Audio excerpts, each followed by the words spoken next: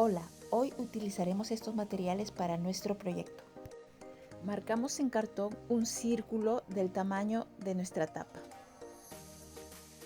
A la medida del cartón agregaremos 4 centímetros más y así tendremos nuestra pieza en tela. Hilvanamos.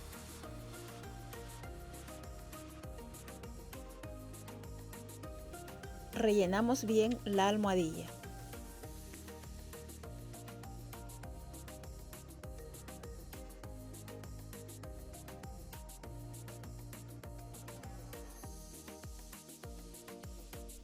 Ahora colocamos la base de cartón.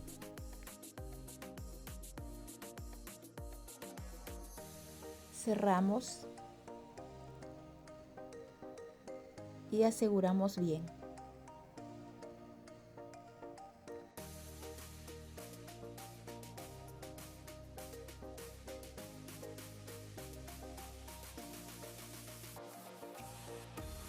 Con abundante silicona pegamos las dos piezas.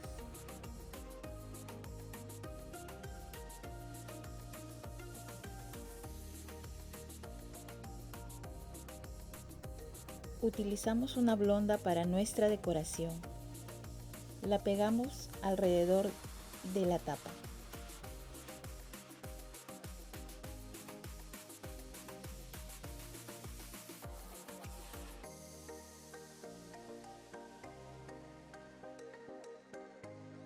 Armamos un lazo.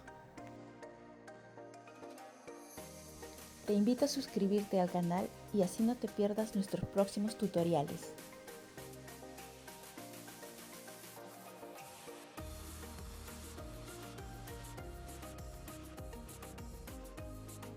Pegamos el lazo,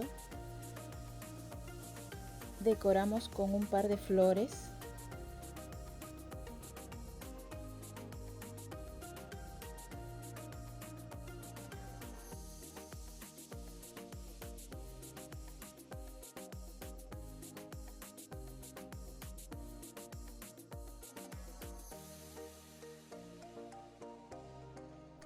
siempre asegurar el filo de la cinta para que no se deshile. Gracias por ver el video y hasta un próximo tutorial.